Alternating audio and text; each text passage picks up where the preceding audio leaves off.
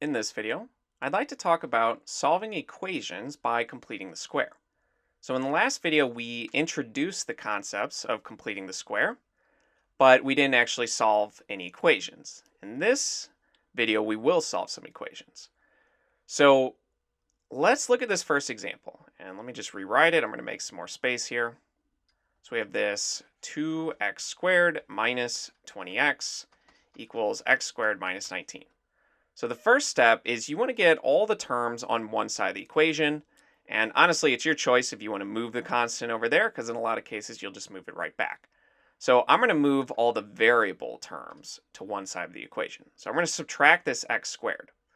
So when I do that, I get 1x squared minus 20x. And I'm going to leave a space, and this will be equal to minus 19.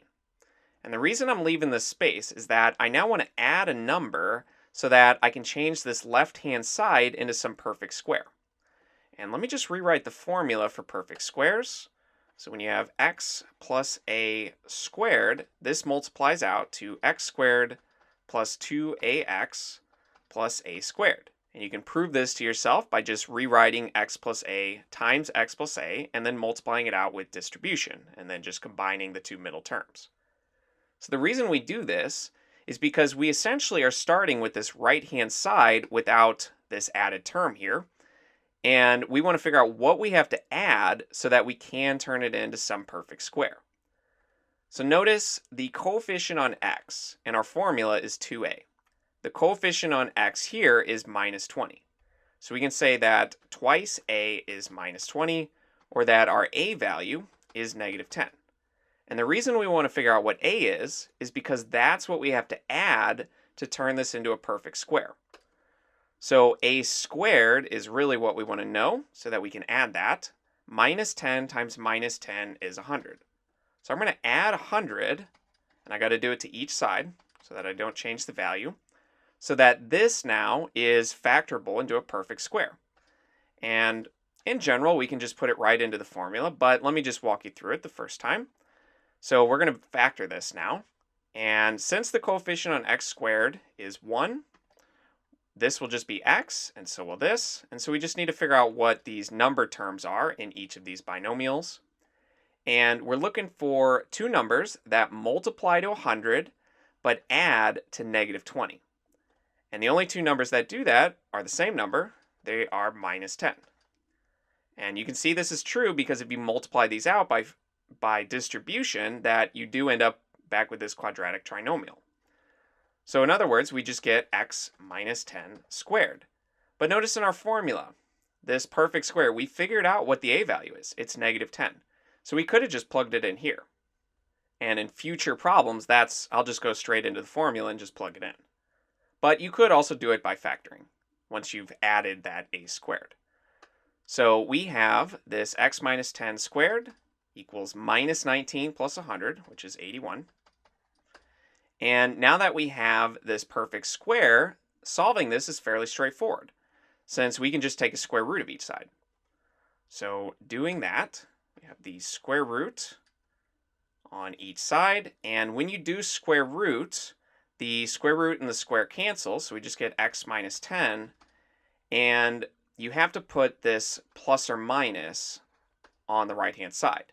And we do this to account for the fact that there are two solutions here.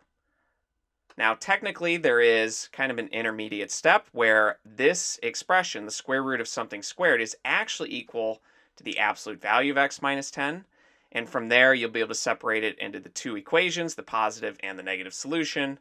But in practice, it's just easier to write plus or minus to account for those two solutions so that you don't have to go through that subtle step every single time. So we have x minus 10 equals plus or minus the square root of 81. Let me just make some more room so we can keep working. So let's change colors. And x minus 10, the square root of 81 is 9, so we get plus or minus 9. And now adding 10 to the other side, you get 10 plus or minus 9. 10 plus 9 is 19. And 10 minus 9 is 1. So these are the solutions to our quadratic equation. And as an exercise, I encourage you to check that. Plug those back into the original equation and prove to yourself that they are in fact the solutions. So for this first one, we rewrote it by completing the square. That was this green equation here without the square roots. So in the box here, you're going to put x minus 10 squared equals 81. And then we actually solved it, and we got this minus 10 plus or minus 9. So that was choice letter C here. And let's keep going. So we have a very similar problem. And let me just rewrite it. So we have x squared minus 6 equals 2 minus 18x. So in all these problems, I'm going to put all the x terms on one side and all the numbers on the other side. Now, if you want to keep them all on one side and then just make a space for the number you're going to add so that you can turn it into a perfect square, that would be fine as well. But you'll essentially be doing one extra step. So my advice, move all the numbers to one side, move all the letter terms to the other side. So I'm going to add 18x to each side. And I also want to move the numbers over here, so I'm going to add 6 to each side. So these cancel out, these cancel out. You get x squared plus 18x. I'm going to leave a space because we're going to add a number to complete the square. And this is equal to 8. So we know from our formula, let me just rewrite it. X plus a squared is x squared plus 2ax plus a squared. And from this formula, we know essentially what the a value is. The a value is always going to be half the coefficient on x. Or in other words, we know that 2a is 18. So dividing each side by 2, we know a is 9. And the number that we have to add to each side is a squared. So a squared, 9 times 9, would be 81. So we're going to add 81 on each side of this equation. And this right here now is a perfect square, and you can factor it. But basically, we can just match it up with the formula. We figured out what a is, that was 9. So this expression here is just x plus 9 squared. And you can prove this to yourself by rewriting it twice, x plus 9 times x plus 9, and then multiplying it out and simplifying. And you will see that it does equal this trinomial quadratic. And on the right-hand side, 8 plus 81 is just 89. And from here, we're going to square root everything. So we know that square root and square cancel. We just get x plus 9. And we have to put plus or minus to account for the two solutions. And we have the square root of 89, which we won't be able to simplify since 89 is a prime number. So all I can do is subtract 9 on each side.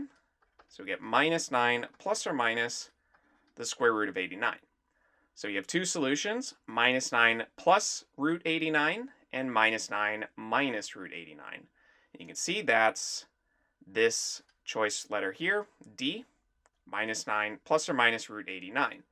But in this box up here, for number 1, we just want this white equation without the square roots.